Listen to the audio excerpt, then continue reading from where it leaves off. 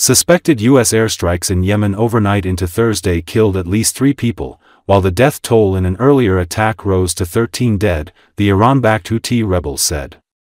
According to Assosicted Press, the rebels meanwhile aired footage they said showed the debris left after shooting down yet another American MQ-9 Reaper drone. The 13 killed in strikes Tuesday night around Hodeida's al-Hawak district made it one of the deadliest single incidents in the ongoing American campaign, the rebels said. Another 15 people were wounded. The Houthis described the majority of those killed as women and children, without providing a breakdown. The area is home to the city's airport, which the rebels have used in the past to target shipping in the Red Sea. Since its start, the intense campaign of U.S. airstrikes targeting the rebels over their attacks on shipping in Mideast waters, related to the Israel-Hamas war, has killed over 100 people, according to casualty figures released Wednesday by the Houthis. Footage aired by the rebels' al-Masirah satellite news channel showed chaotic scenes of people carrying wounded to waiting ambulances and rescuers searching by the light of their mobile phones. The target appeared in the footage to be a home in a residential neighborhood, likely part of a wider decapitation campaign launched by the Trump administration to kill rebel leaders. Early Thursday morning, the Houthis said airstrikes targeting the al-Sabeen district in the south of the rebel-held capital, Sanaa, killed at least 3 people. The area is home to al-Sabeen Square and a major mosque that has been a gathering point for months for Houthi demonstrations against the war in the Gaza Strip. Other strikes hit the capital as well. More airstrikes hit Kamaran Island in the Red Sea, the Houthis said. The U.S. Military Central Command, which oversees American military operations, did not acknowledge the strikes. That follows a pattern for the command, which now has authorization from the White House to conduct strikes at will in the campaign that began March 15. The American military also hasn't been providing any information on targets hit. The White House has said over 200 strikes have been conducted so far. Defense Secretary Pete Hegseth, speaking in the Oval Office on Monday during a visit by Israeli Prime Minister Benjamin Netanyahu, warned that America was not going to relent in its campaign targeting the Houthis.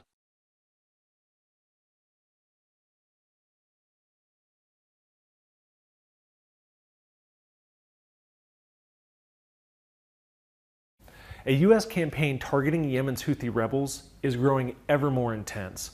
In the last few days, we saw a strike that killed at least 13 people in Hodeida on the Red Sea, and we've also seen strikes around Sanaa, the rebel-held capital of Yemen, Saada, which is a stronghold of the Houthi rebels, and other areas.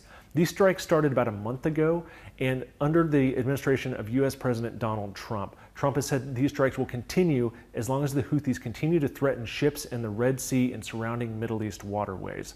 For their part, the Houthis say that they're going to continue to stand up against America. They continue to target U.S. MQ-9 Reaper drones and shot one down just the other day as well. They say they've shot down over 20 during the ongoing Yemen war. Now, there aren't any signs that this conflict is going to stop soon. In fact, the U.S. is sending another aircraft carrier to the region and already has one in the Red Sea, and B-2 stealth bombers are stationed at Diego Garcia in the Indian Ocean and are believed to have been part of this campaign targeting the Houthis. So, from all sides, it looks like this conflict is going to continue, and it remains just as dangerous as ever for civilians.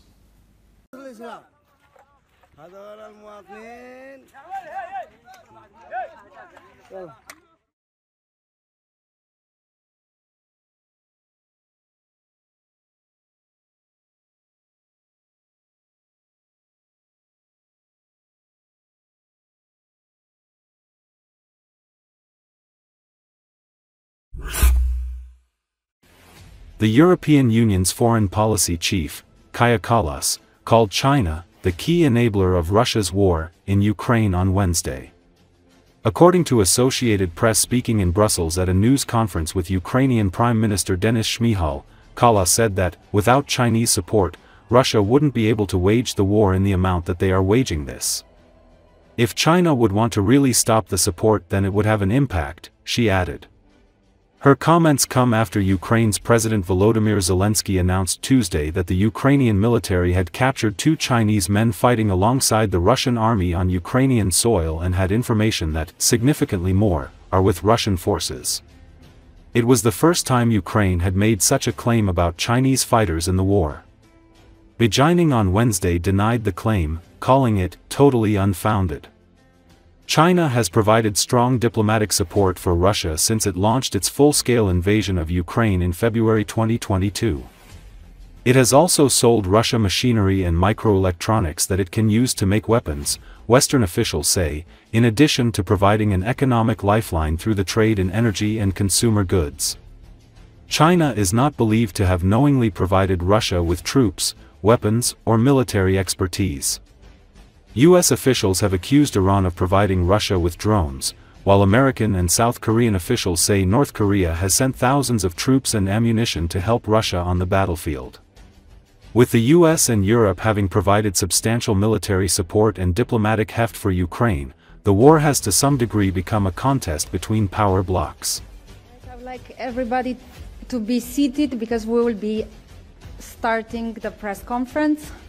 Чином автономні заходи торгівлі Європейського Союзу, які добігають кінця. Very clear, like the member states reiterated. Of course, they can share the information that they know about this. What is clear is that China is the key enabler of Russia's war. Without Chinese support, Russia wouldn't be able to wage the war in the amount that they are waging this. We see that 80% of the dual-use goods are actually entering Russia via China.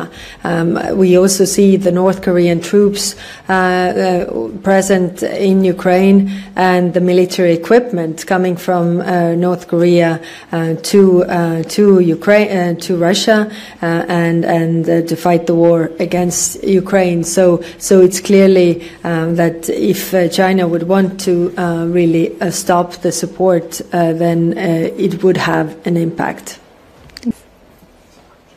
The Commission is fully committed to enlargement, and this Ukraine urgently needs a large caliber ammunition. 2 million rounds will be our contribution in this regard. We know that it is available on the market. We just have to get our act together. The EU and our member states can deliver this. So already this year, since we started reaching out to member states, Ukraine is receiving more than 1 million rounds, either in orders or in pledges. And I will definitely continue to work to reach this 2 million rounds this year. Thank you, High Representative. Thank you, Commissioner. Have a nice evening. Thank you.